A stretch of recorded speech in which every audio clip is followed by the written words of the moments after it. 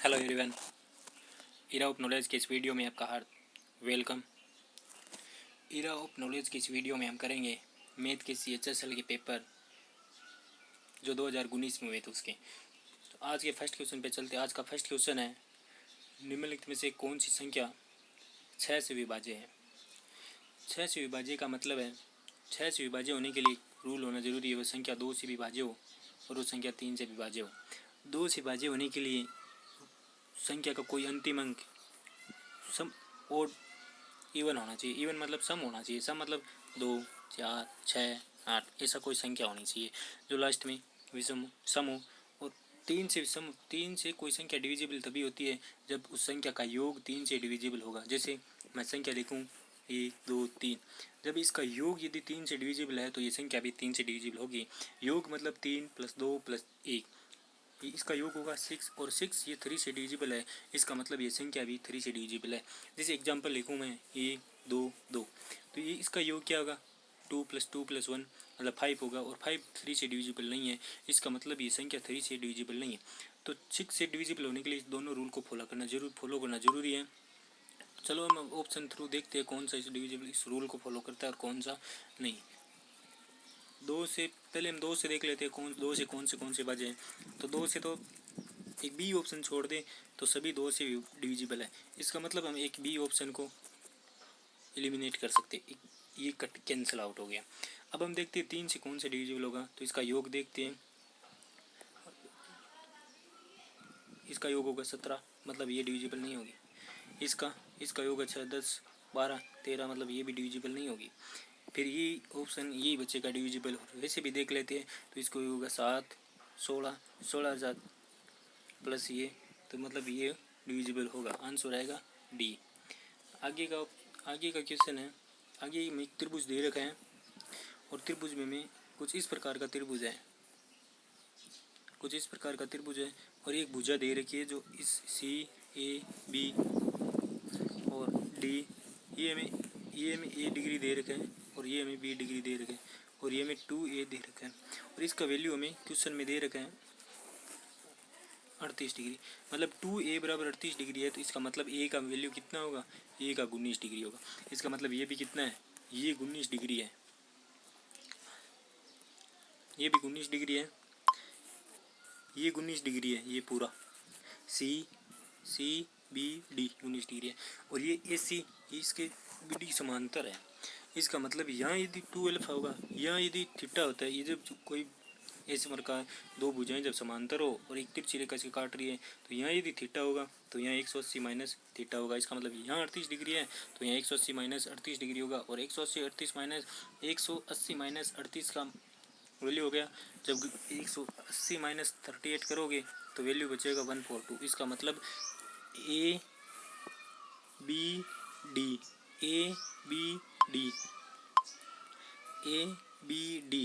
ये 142 डिग्री होगा और हमें चाहिए बी की वैल्यू। 142 डिग्री में से पूरे में से ये इतना लेस कर दे तो क्या ये नहीं बचेगा बी, तो 142 में से यदि 19 लेस कर दे तो ये बचेगा 123 डिग्री। इसका मतलब बी की वैल्यू हो गई 123 डिग्री और ए की वैल्यू हो गई 19 डिग्री। अब हम देखते हैं किसकी वैल्यू चाहिए हमें। तो हमें चाहिए एक तो ए बी सी मतलब बी की वैल्यू हमारे पास कितनी है 123 डिग्री। बी की वैल्यू हमारे पास कितनी है, अच्छा यहाँ से डिलीट कर देते हैं।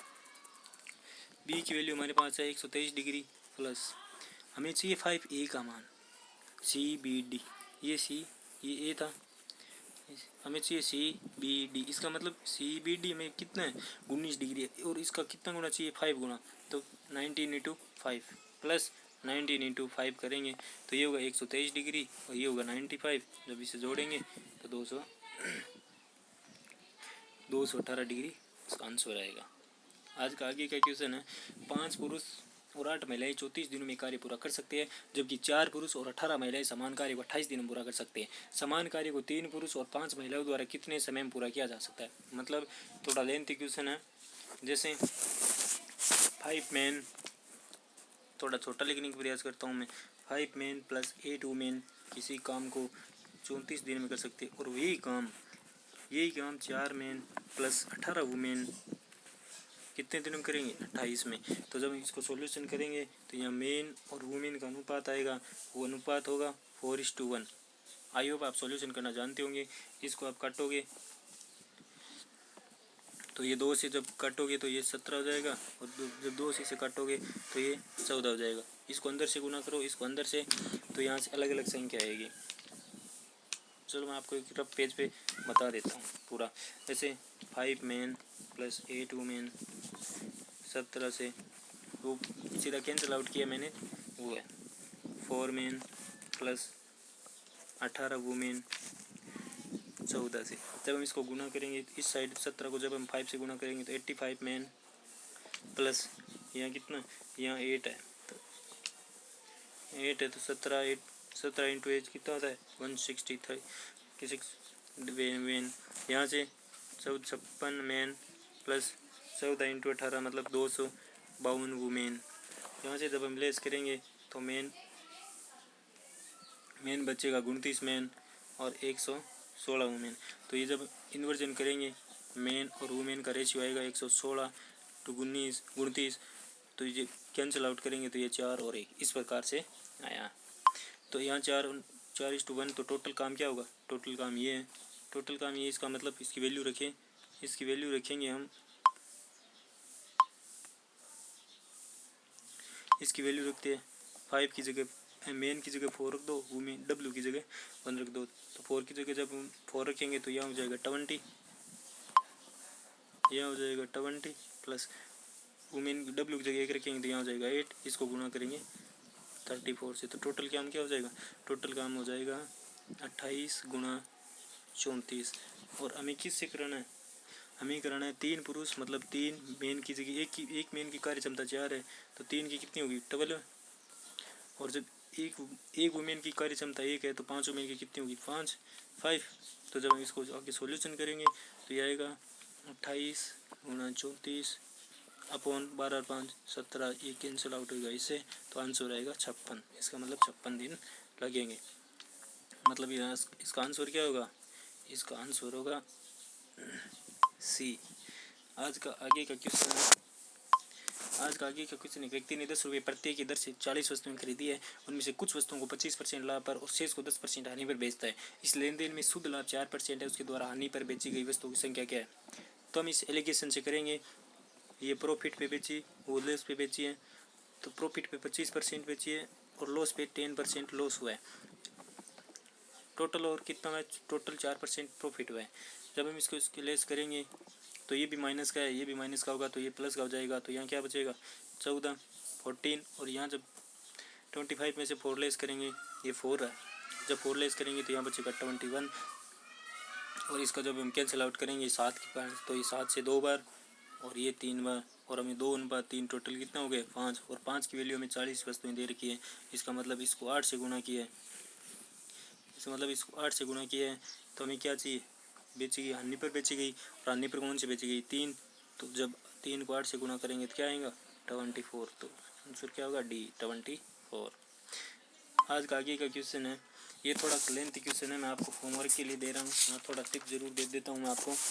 आप आई होप आप घर से ज़रूर करके लाएंगे। अच्छा क्वेश्चन है इसका, जैसे ये 2x है तो यहाँ बराबर करना है हमें 2x plus Y minus 2z है।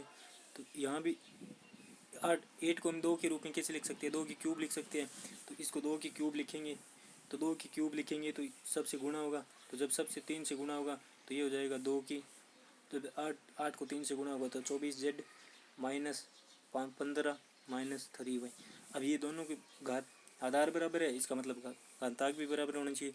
तो घातांक बराबर करने के लिए हमें ये बराबर करना पड़ेगा, मतलब x plus Y minus 2z बराबर होगा 24z माइनस 15 माइनस 3y, ये बराबर होगा। और इसी प्रकार इसका निकलेगा 5, तो ये 5 की 2 लिख सकते हैं, फिर अंदर 2 से, और इसी प्रकार ये होगा, इसको 3 की 2 लिख सकते हैं, इसी प्रकार आगे होगा। तो हम जब इसे आगे सॉल्यूशन करेंगे तो ये रेशियो देगा एक्स वाई जेड का रेशियो आएगा 5:8:2, इससे ये सॉल्यूशन हो जाएगा। लेकिन आई होप आप प्रैक्टिस ज़रूर करेंगे। प्रैक्टिस करने से आपकी मैथ अच्छी होगी और प्रैक्टिस करना भी चाहिए। आज का आगे का क्वेश्चन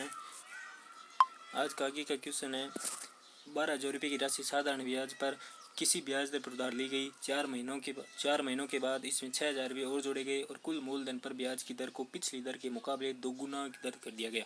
साल के अंत में ब्याज के रूप में 2800 रुपये भुगतान हुए। प्रारंभ में लगी गई ब्याज की दर की गणना ज्ञात करनी है। माना शुरुआत में 8% पर लगाई गई थी। अब इस 8% से हम निकाले तो माना पहले 12,000 रुपये पर।